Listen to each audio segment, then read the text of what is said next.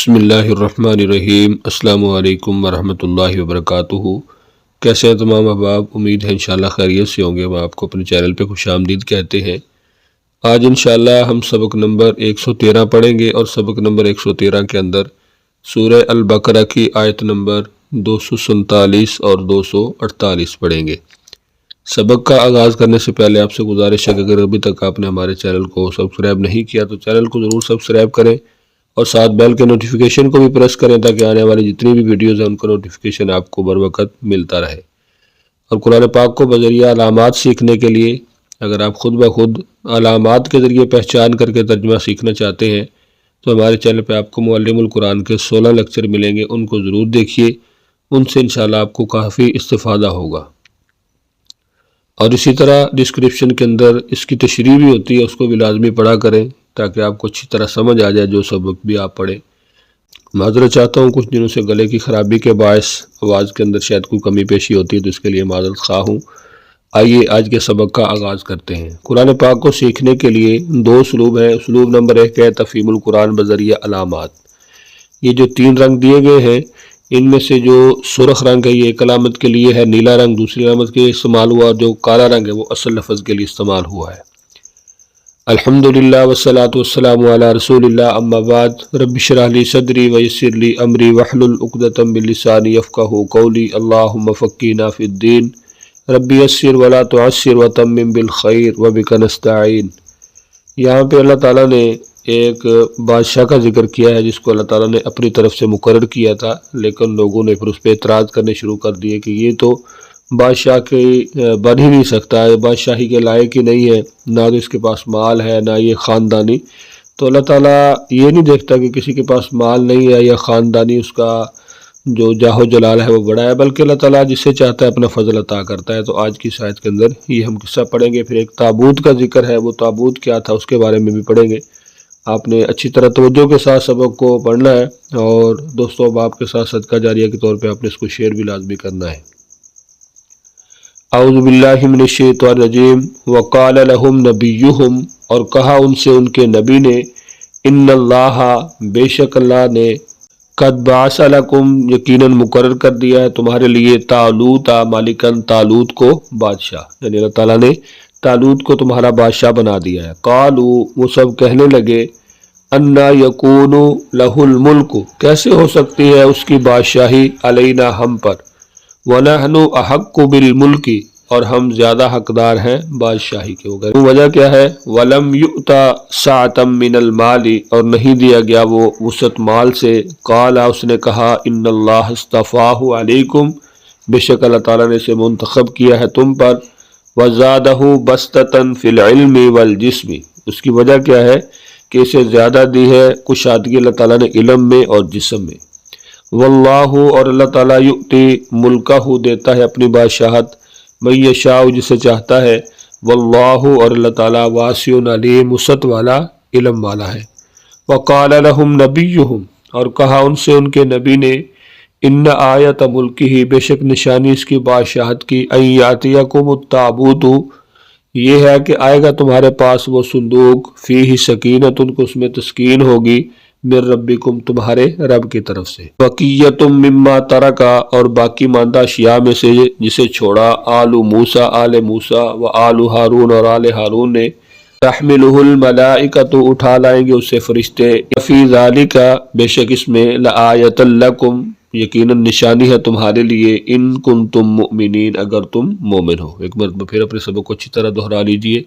اعوذ باللہ من الشیطان الرجیم۔ وقال لهم نبیہم، اور کہا ان سے ان کے نبی نے، انا، بے شک، آیتا، آیا مانا نشانی، ملک ہی، اس کی بادشاہت کی، ان یاتیکم التابوت، یہ ہے کہ آئے گا تمہارے پاس وہ صندوق، وہ تابوت کی شکل میں ہوگا، وہ تمہارے پاس آئے گا، اور اس کے اندر کیا ہوگا؟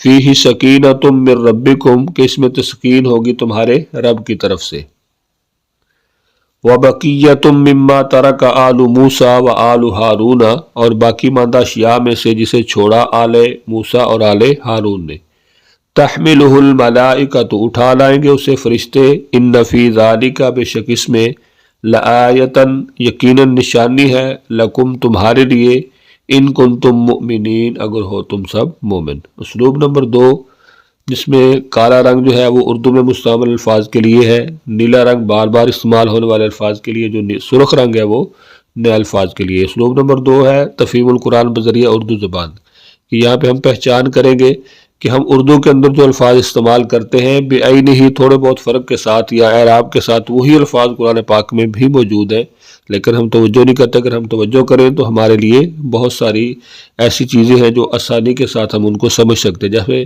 یہاں پہ آپ دیکھ سکتے ہیں قرآن الفاظ کی اردو میں استعمال کی وضاحت دی ہوئی ہے صفحے پہ۔ تو یہاں پہ شاربہ تو آپ مشروب، مشروبات، شربت یہ استعمال کرتے رہتے اردو میں۔ اسی طرح فاصلہ، فصل، فاصل، ٹھیک ہے۔ اسی طرح جاوزہ، تجاوز، متجاوز، یعنی بہت سارے ایسے الفاظ ہیں کہ جو اس طرح کے ہیں کہ جن کو ہم اردو کے اندر استعمال کرتے رہتے ہیں۔ اعوذ باللہ من الشیطان الرجیم وقال لهم نبیہم، اور کہا ان سے ان کے نبی نے، ان اللہ، بے شک اللہ نے، بعث لکم طالوت، مالکن تحقیق مقرر کر دیا ہے تمہارے لیے طالوت کو بادشاہ۔ قالوا، وہ کہنے لگے، انا یکون لہ الملک علینا، کیسے ہو سکتی ہے اس کی بادشاہت ہم پر، ونحن احق بالملک، اور حالانکہ ہم زیادہ حقدار ہیں بادشاہی کے اس سے، ولم یؤتا سعۃ من المال، اور نہیں دی گئی اسے وسعت مال کی۔ قال، اس نے کہا، ان اللہ اصطفاہ، بے شک اللہ نے اسے منتخب کیا ہے، علیکم تم پر، زادہ بسطۃ فی العلم والجسم، اور اسے زیادہ دی ہے کشادگی علم میں اور جسم میں۔ واللہ، اور اللہ تعالیٰ، یؤتی ملکہ، دیتا ہے اپنی بادشاہت، من یشاء، جسے چاہتا ہے، واللہ واسع علیم، اور اللہ تعالیٰ وسعت والا بہت علم والا ہے۔ وقال لهم نبیہم، اور کہا ان سے ان کے نبی نے، ان آیت ملکہ، اس کی بادشاہت کی نشانی یہ ہے کہ ان یاتیکم التابوت، آئے گا تمہارے پاس اس کے عہد میں یعنی اس کے زمانے میں وہ صندوق، فیہ سکینۃ من ربکم، کہ اس میں ہوگی تسکین تمہارے رب کی طرف سے، بقیۃ مما ترک، اور باقی ماندہ اشیاء میں سے جسے چھوڑا، آل موسیٰ، آل موسیٰ نے، و آل ہارون، اور آل ہارون نے، تحملہ الملائکہ، تو اٹھا لائیں گے اسے فرشتے، ان فی ذالک، بے شک اس میں، لآیۃ، البتہ نشانی ہے، لکم، تمہارے لیے، ان کنتم مؤمنین، اگر ہو تم مومن۔ تو آپ دیکھ سکتے ہیں کہ ہمارے آج کے سبق کے اندر سرخ رنگ کے اندر ایک لفظ ہے یأتی، جس کا معنی آئے گا، دوسرے نمبر پر ہے یؤتی، دیتا ہے، تیسرے نمبر پر ہے اصطفاہ، منتخب کیا، اور چوتھے نمبر پر ہے یؤتا، دی گئی، ٹھیک ہے۔ اسی طرح باقی جو ہمارا سبق ہے اس کے اندر جتنے بھی زیادہ الفاظ ہیں وہ یا تو سرخ رنگ کے علاوہ نیلے رنگ میں ہیں جو بار بار استعمال ہونے والے ہیں، یا کالے رنگ میں ہیں جن کو ہم اردو کے اندر استعمال کرتے رہتے ہیں۔ امید ہے انشاءاللہ آج کا لیسن آپ کو ضرور سمجھ آیا ہوگا۔